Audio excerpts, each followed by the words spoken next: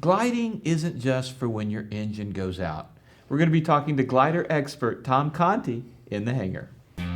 I used to be a well-respected member of the aviation community, and then I started flying to Cirrus, and that changed. Oh, that was great until the engine quit. And all of a sudden I see these explosions and these trees exploding. I'm walking away a better pilot because of this discussion.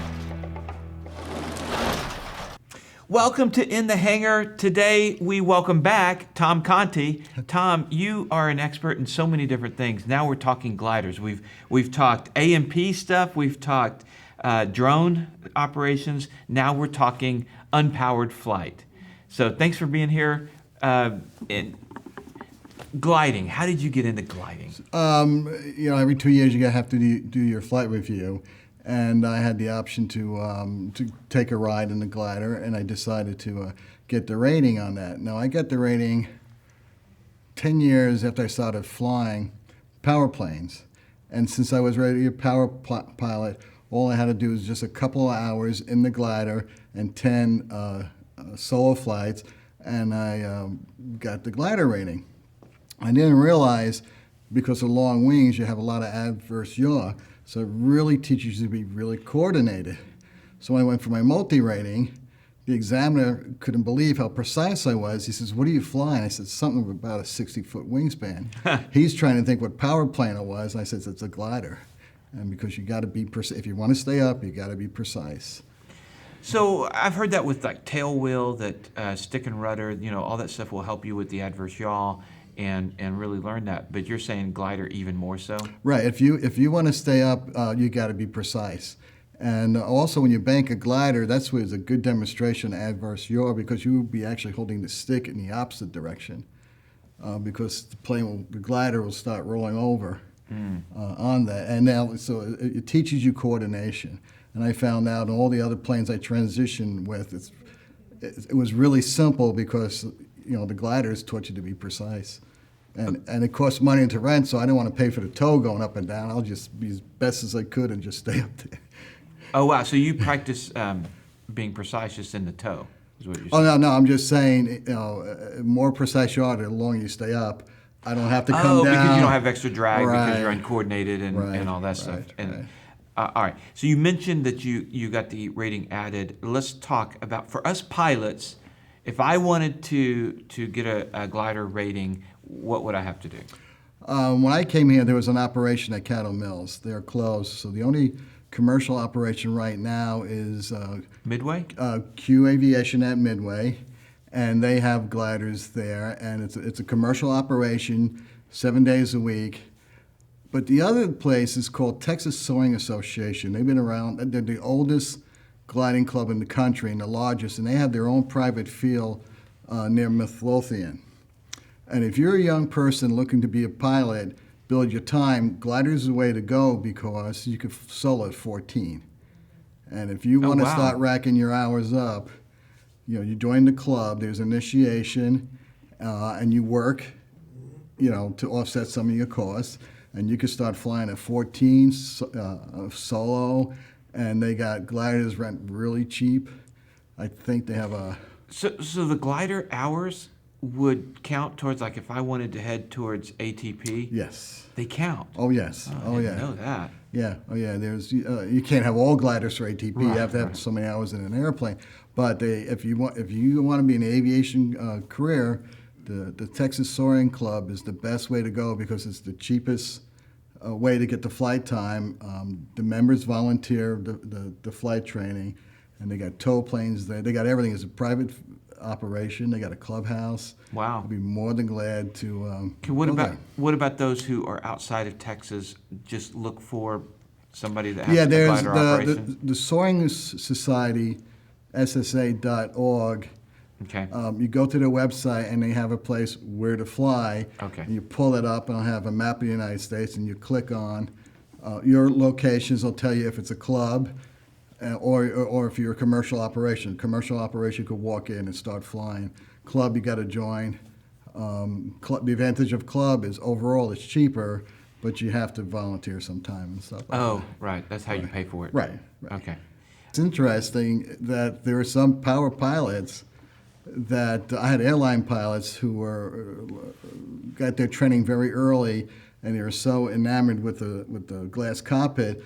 They were so distracted in the glider because we had no radio, no navigation equipment, and they were just even afraid to turn because they would have to look out. And I had one guy 12 hours, and he was an airline captain. Wow. Yeah, he was just the glider was a high performance glider too, so any motion. High performance. Oh yeah, some gliders are acrobatics. You could do acrobatics with it and stuff like that. Oh, wow. Yeah.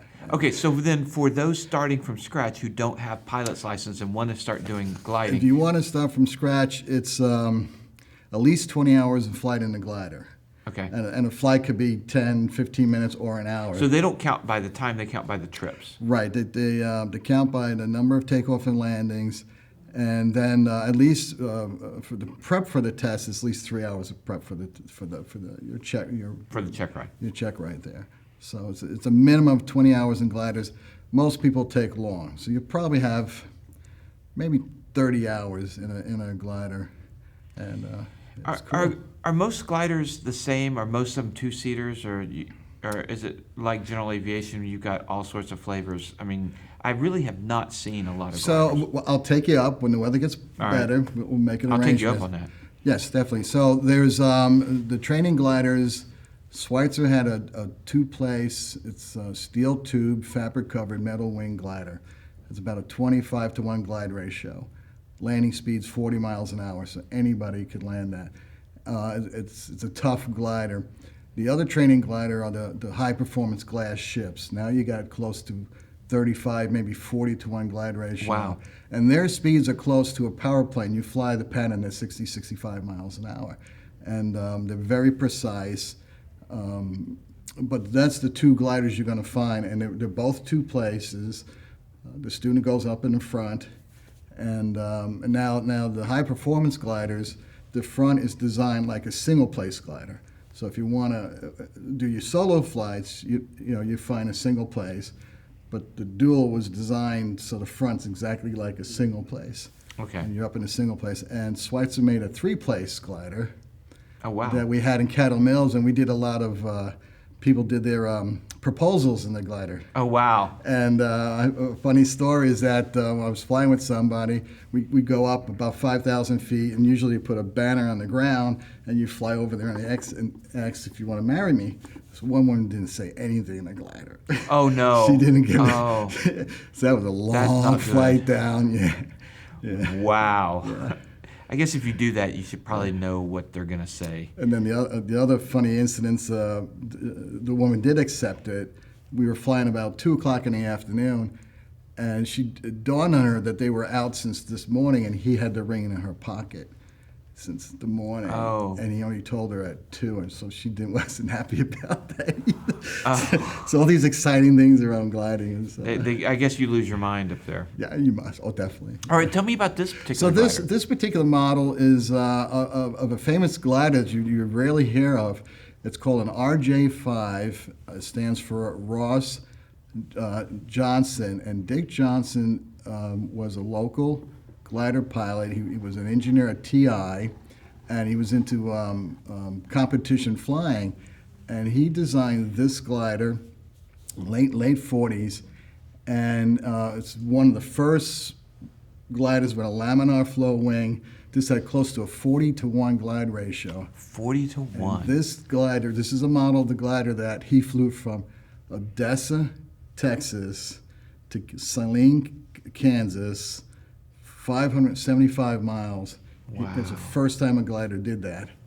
This Wow. glider, he also won the national championships in the old airport that's gone now, Grand Prairie. They used to have a national gliding competition. This won 50, 51, 52, and 54. And it's a wood, mahogany fuselage, and it was a wooden wing. When Dick Johnson died in 2008, one of the museums was looking for a model, and I volunteered to build it. And the reason why I still have it is that as it was being shipped, it got damaged even before it left the post office. So I took it back and repaired it, and I'll either drive it out or fly it out to the museum up in Moriarty, New Mexico. So you have this glider. No, I scratch built this. Oh, Yeah, okay. I carved that. I carved it for a museum. Wow. Whatever happened to the original actual glider? The actual glider. So the fuselage. So this is amazing coming today. So when I went to try to do research on this, I found one of his contemporaries. And I says, "Hey, how did you build this? Is there any plans?" He goes, "No, we just drew a chalk line on the garage floor, and we used that as a template." Wow. So I had to generate my drawings for this. So the fuselage got damage, but the wings survived. Somebody built aluminum fuselage and put the wings on it. Right now, up in Elmira in the Soaring Museum, they have a reproduction of it. They have the wings and tail. Actual size? Yeah, the full size, and they replicated the fuselage. Okay. And so the other museum in Moriarty doesn't have anything. And I said, I'll make a model so you have a copy of this famous glider that no one, you can't find a model of it. So. Yeah. Wow. All right. Well, I am so looking forward to doing some gliding. Definitely. I will be honest. I'm a little concerned because I have not gotten the adverse yaw down, and I haven't practiced enough in my plane. I'll be easy on you. All right. Well, that's a deal. I look forward to going. Thanks, Tom, so much. Yep. And thank you guys for watching. And maybe you can go gliding someday, and not just when your engine goes out. We'll see you next time in the hangar.